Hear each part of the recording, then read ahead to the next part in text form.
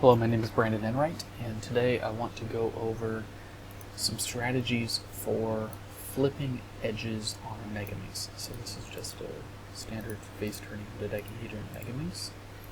And the motivation for this video is that Sergey Menchov published a how-to that involved solving the edges first on a Megaminx, and he has this sequence for flipping edges.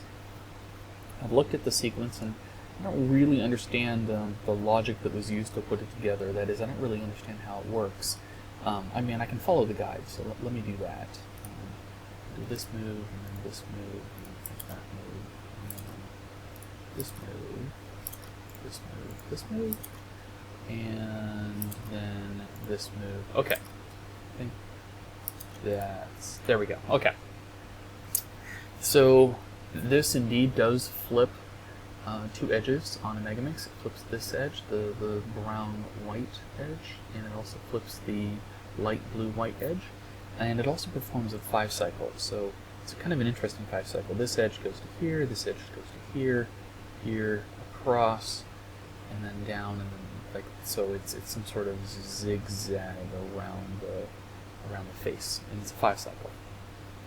And as you can see, it takes 9 moves to perform the sequence.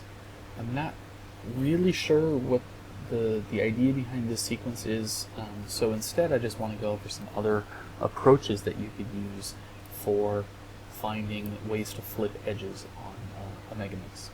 So I think the most obvious one to me is to flip this edge in place and then replace it and then undo the flip. And I think the easiest way to do that for me is something like this.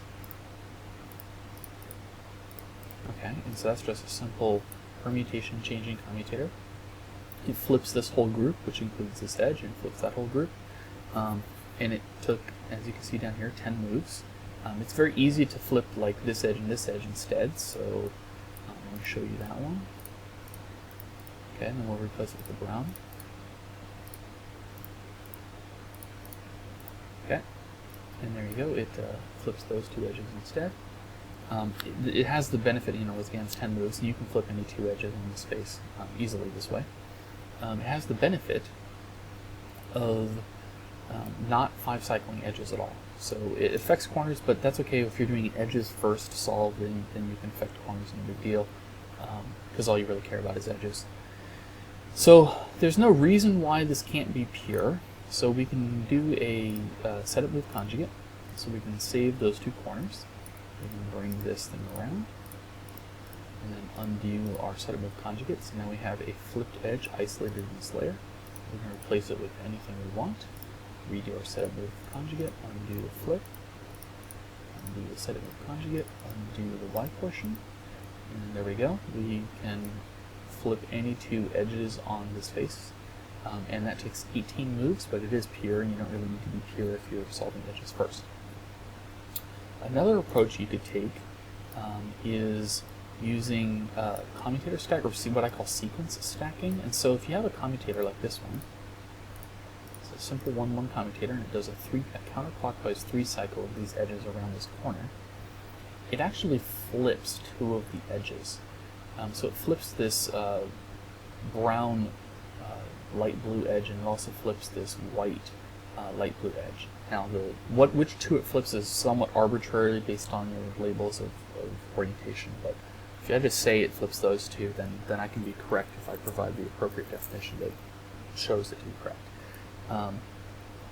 So I can undo that. So this is just undoing it, and it undoes all of the flipping and all of the mess.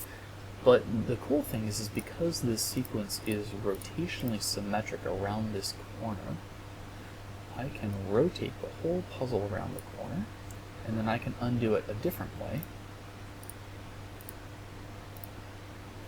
Okay, and I didn't undo that properly. Let's do this again. Okay, now I'm going to reorient the puzzle, and then this is how you undo it. And because I undid it in a different orientation, the 2 pieces that it unflipped were different than the 2 pieces that flipped, and the net result is that you have 2 pieces that got flipped. So we just stacked two 1-1 commutators on top of each other. And we just did because the sequence is rotationally symmetric around the corner, we rotated the sequence and then the inverse of the sequence so that it would not undo itself perfectly. And that took 8 moves. And that's a kind of a fundamental concept that will apply to pretty much any type of orientation changing. As long as you have a commutator that's symmetrical and flips pieces, and you can find you can use its symmetry and find a different way to flip them, which works on the Megaminx and a number of other puzzles. And we could try flipping the pieces just more directly. So this is my favorite way to do it. So let's take the white light blue edge and we can put it there. And now it's flipped, but we need to do it in a way that is all relative to this face. So then if I put over there, then I need to bring this over and bring it up. Okay. Now I can replace it with this white brown. And we can undo this whole sequence. And there we go. So I just flipped, oh, excuse me, I have to undo. And I just flipped those two, and I did it in 8 moves. And that has the ability, unlike the sequence, the rotational symmetric sequence around this corner that could only ever flip 2 right next to each other, this has the advantage of flipping any 2. So there's no reason why we can't do something like this. Bring this over. And we flipped this one, the light blue white, and the darker blue white, no problem.